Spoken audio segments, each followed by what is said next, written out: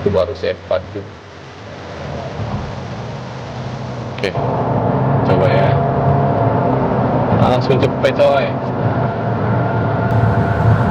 Oh, nggak kalah sama Camry Hybrid putaran bawah. Ntar tiba-tiba kedengeran tuh suara mesin bakar ya. Wuh. Sediain ban 14 untuk ini sampai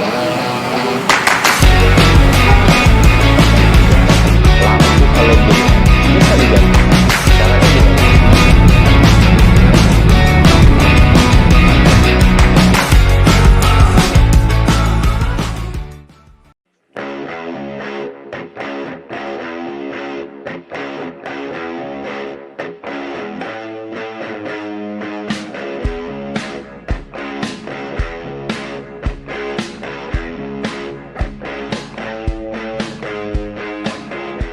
Halo, assalamualaikum, selamat datang di channel Lotranas.SU. Teman-teman, kita sekarang lagi ada di Astrido Toyota Pondok Indah. Nah, kebetulan kemarin tuh kita mau lihat-lihat nih mobil SUV lain selain Hyundai Creta. Nah, jadi nih kalau teman-teman lihat ya, kita bandingin head to head mobil Hyundai Creta sama punya Toyota SUV terbarunya, yaitu si Toyota Yaris Cross yang hybrid HEV. Nah, ini ada yang GR Sportnya juga ya. Terus ya ini kelasnya di SUV compact barengan sama yang lain. Ini kelasnya rame banget nih.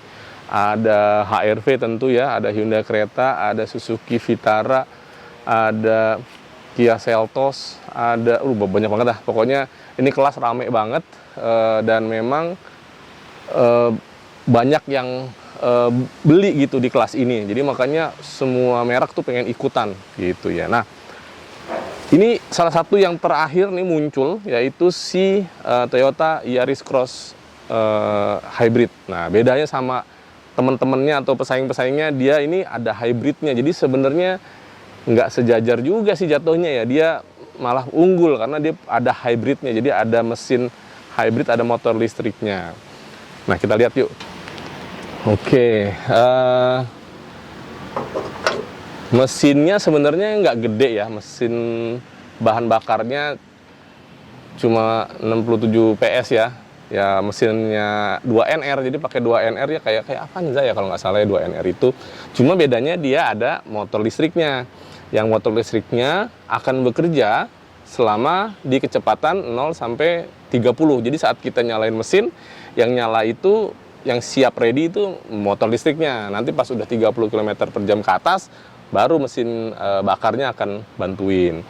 Nah, jadi kalau dilihat gini, ya kelihatan itu bahwa sebelah kanan nih, kalau kita lihat ke kap mesin, sebelah kanan atau sebelah kirinya mobil itu ada motor listriknya.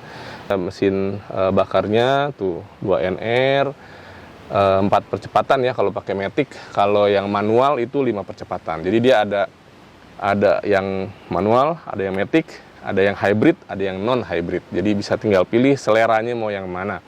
Jadi pilihannya ini luas gitu. Nah, kalau kita nyalain, nih, ini kita nyalain ya mesinnya ya.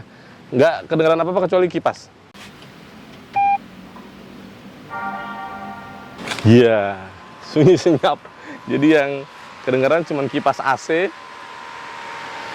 sama kipas motor kayaknya tuh ya. Ya, jadi ya kalau punya mobil hybrid emang begini. Nah, kalau dari bagian depan dia tuh mirip-mirip campur-campur ya, kayak ingetnya tuh agak-agak sedikit Sienta lama gitu ya. Terus sekarang juga Veloz juga modelnya kayak gini juga ya, kurang lebih mirip-mirip ya, bentuknya kayak gitu.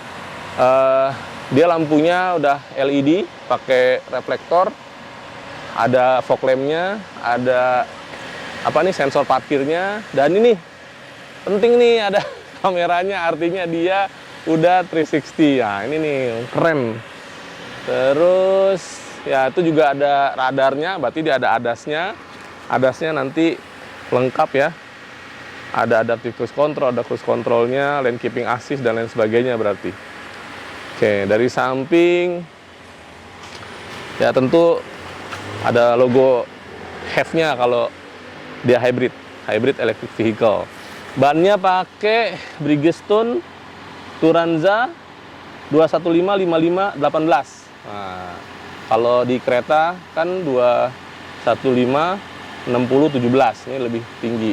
Mungkin yang bensinnya yang di bawahnya yang 17 ya. Oke. Lalu ini karena dia crossover, jadi dia pakai cladding-claddingan plastik nih supaya tampak maco. Nah, kalau dari belakang, kalau dia versi yang GR-nya, GR apa? Gazoo Racing-nya ada stiker GR-nya ya. Nah, ini yang tipe S HEV ada GR-nya. Dan ini dia udah power backdoor. Nah, jadi buat yang males buka pintu ya kan, lumayan besar ya. Kalau dibuka ban cadangan, oh dikasih ginian. Baik nih dikasih ginian. Ban cadangannya kenapa ada ini telur di sini? Nah, ban cadangannya pakai yang hemat berat ya, supaya nggak berat, yang ringan. Nah, ini baiknya dikasih ini jaring penahan nih, biasanya tempel sini hook gitu supaya buat barang-barang nggak berjatuh-jatuhan nih gitu. Kalau mau pakai ya, kalau nggak disimpan aja. Berarti ini bisa 2 lapis nih, mau yang rata sama lantai, atau yang mau lebih gede lagi diturunin ininya. Penutup bagasi. Nah, jadi kalau misalnya pas kita tutup nggak kelihatan apa isi dari bagasi kita. Nah, jadi kursinya juga bisa rata lantai. Jadi tinggal kita buka, kita dorong semua, jadi tinggal rata lantai. Dan kursi belakang nanti ada adjustment. Nanti kita lihat pas di kursi belakang ya, pas kita masuk. Oke, jadi yang dirasain pertama pasti rasanya kayak SUV, posisi kita tinggi, nyaman tentunya karena joknya juga udah kulit dan empuk ya, dan udah elektrik. Nah, ini unggulannya ya. Lalu pengaturan yang lain untuk di sisi jendela yang automatic, cuman yang pengemudi aja. Lalu biasa seperti mobil kliennya juga ada electric mirror. Lalu pengaturan di depan ini juga tombolnya cukup lengkap, walaupun masih ada 2 yang kosong, dummy ya. Tapi ada electric stability control buat nyalain matiin, lalu kemudian collision, lalu ada buat buka power back door di belakang, ada EV mode, dan ada sensor parkir ya. Lalu kemudian setirnya ya empuk-empuk keras lah ya, tapi bahannya udah kulit jadi enak untuk dipegang. Lalu pengaturan switchnya juga cukup lengkap, mulai dari elektrik untuk ngatur tombol-tombol untuk ngatur instrumen cluster, juga ada cruise control sama adaptive cruise control gitu, semuanya ada di sini. Dari instrumen cluster walaupun tidak sepenuhnya LCD tapi udah berwarna, jadi menarik gitu, nggak bosan dan bisa kita atur-atur. Lalu kemudian yang menarik lagi adalah kelebihannya kita punya head unit yang udah Android Auto atau Apple CarPlay yang wireless. Nah, ini enak banget, jadi pas kita datang masuk mobil nyala, dia udah connect ke HP kita. Kalau udah pernah ngerasain gitu tuh biasanya udah susah mau pindah lagi. Jadi pengaturan musik dan peta maps tuh udah ada di sini semua gitu. Lalu pengaturan AC juga udah digital dan lumayan nih, ada aturan atas bawah ya, pengaturan atas bawah dan udah digital. Jadi bisa ada auto climate. Oke, menarik. Lalu kemudian ada di bawahnya ada wireless charging dan juga ada kabel USB buat ngecas juga, baik yang tipe A dan yang tipe C. Nah, itu udah ada tipe C, jadi bisa buat fast charging ya. Lalu di atasnya ada pengaturan untuk indikator seat belt. Tuas transmisi seperti biasa normal, ada PRNDB, nggak ada triptoniknya karena juga dia nggak ngasih pedal shift ya. Lalu mundur ke belakang ada tombol parkir dan auto hold kalau kita mau gunakan saat di jalan yang macet atau di lampu merah ya. Kalau dibuka konsol nggak terlalu dalam ya, tapi dia ada ini apa namanya nih, si lighter, electric lighter. Joknya bahannya kulit, ada bahan yang ventilatednya yang bolong-bolong supaya nggak gosong, cuman dia nggak ada ventilated yang pakai pendingin ya. Jadi ini tidak selengkap yang kayak di kereta. Gitu.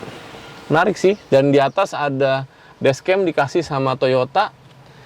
Lalu di sini di atasnya juga ada pengaturan buat si panoramiknya, buat nutup dan buka panoramik roofnya, dan juga pengaturan lampu yang sudah LED. Sun visor juga ada lampunya, ada vanity mirrornya, dan keren ada pegangan buat handle di atap dari sisi pengemudi. Jadi kalau dia ketakutan dengan cara dia mengemudi, dia bisa pegangan di sini. Oke, palingan itu sih bahan-bahannya ya begitu. Ya ada yang soft touch, tapi banyak juga yang keras. Ada yang kulit buatan, ada yang jahitannya jahitan asli dengan warna biru di sini yang menunjukkan bahwa ini adalah mobil hybrid. Gitu. Menarik. Boleh lah. Yuk kita ke belakang.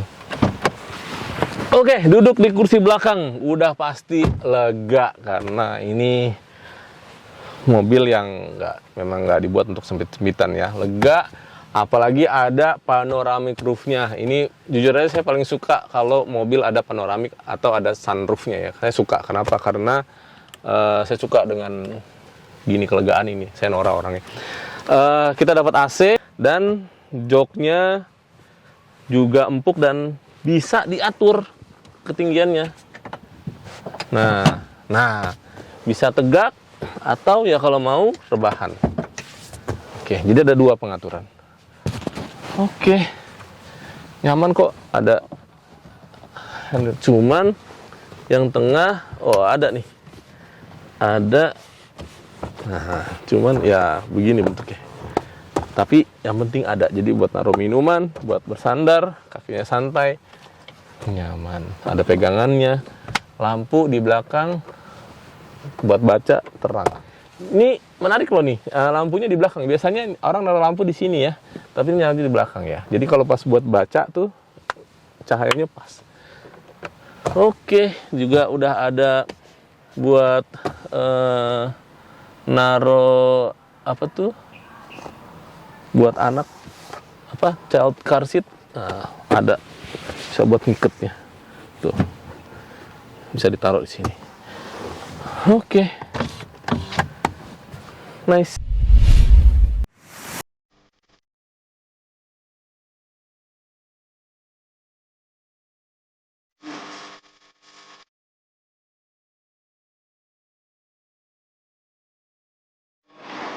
Sekarang kita mau coba tarikannya mesin NR VEX. Udah tahu sih, tapi sebenarnya kita coba aja ya nih. Ini kita di AC1 ya, coba kita ya. Tadi dulu rame. Tunggu dia lewat.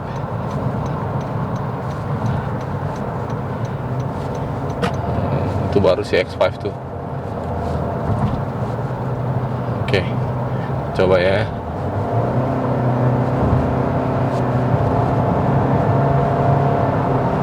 Langsung cepet coy. Jadi si motor listriknya tuh bantuin mesin bakarnya gitu. Jadinya tenaganya pun ada ya.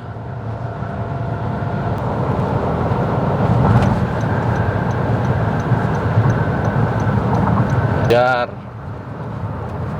Adaptive cruise control. Hilang. 96. Oh gitu dia. Oke guys, jadi kalau di putaran bawah ntar tiba-tiba kedengeran tuh suara mesin bakar ya. Nih ya. Oh. Lincah juga loh sebenarnya tarikannya. Tuh, gak kerasa udah 110.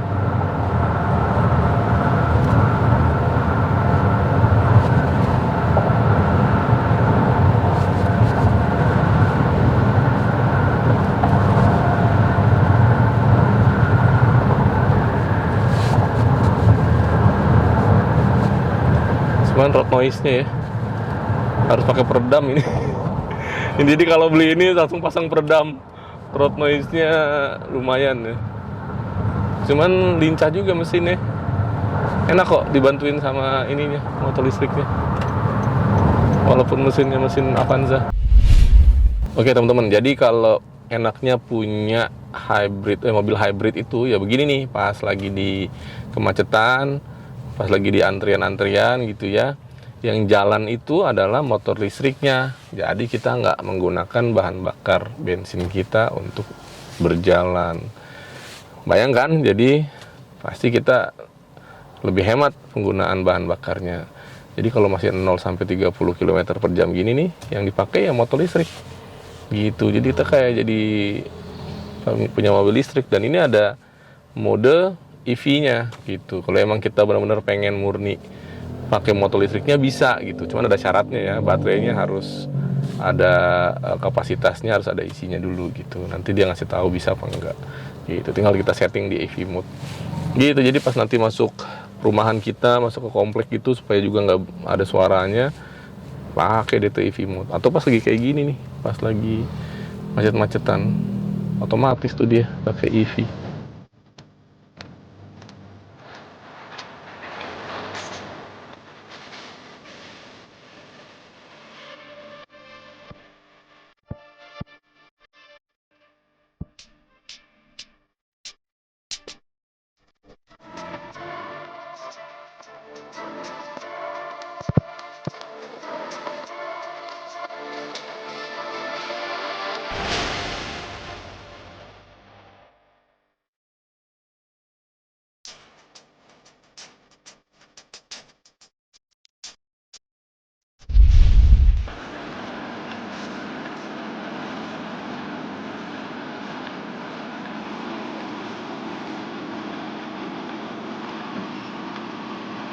Oke Bapak Ibu, jadi kesimpulannya, satu, mobil ini menarik karena dia ada hybridnya. Kalau bagi saya ya. Jadi saya kalau nyoba mobil nggak disponsorin siapa-siapa, cuman karena saya pengen tahu mobil ini kalau saya mau beli layak apa enggak gitu ya. Satu, dia hybrid. Itu keunggulannya adalah irit, ya kan? Jadi buat di dalam kota, dibawa kemana-mana irit. Tadi bisa lihat sendiri, muter-muter kita bisa dapat 16 km per liter karena kita banyak pakai motor listriknya.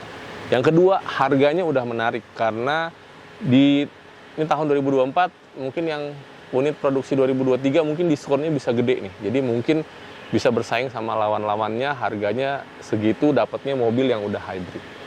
Lalu ketiga, fiturnya udah lengkap ya. Jadi terutama ada adaptive cruise control, ada cruise controlnya, lalu kemudian ada collision warning gitu-gitu ya. Jadi ADAS-nya itu udah lengkap banget, dan ya nyaman mobilnya gitu. Jadi kita bisa bawa luar kota, dalam kota dengan nyaman gitu. Kalau bagi saya hal-hal itu udah cukup buat bisa kita beli atau enggak gitu. Kalau ada duitnya kita beli gitu. Apalagi sekarang persaingannya dengan harga segini, itu udah muncul banyak mobil listrik ya, yang fiturnya juga udah lengkap, baterainya lebih jauh gitu ya. Tapi mobil hybrid ini adalah jalan keluar yang ada di tengahnya. Kalau kita pengen lebih irit dari mobil bensin ya, kita pakai mobil hybrid. Tapi kita kalau pakai mobil listrik takut kalau dibawa jarak jauh, karena kita takut nggak bisa ngecas. Nah, tengah-tengahnya adalah ya mobil hybrid gitu. Kita tetap dapat keiritannya, tapi kita bisa tetap jalan jauh tanpa kita takut untuk ngecas bisa apa enggak. Oke, jadi semua tergantung teman-teman. Pilihannya di kelas ini udah banyak banget, dan sekarang udah mulai datang yang tadi mobil-mobil listrik yang harganya sama seginian juga gitu. Pilihannya teman-teman mau milih yang mana ya. Thank you, sampai ketemu lagi.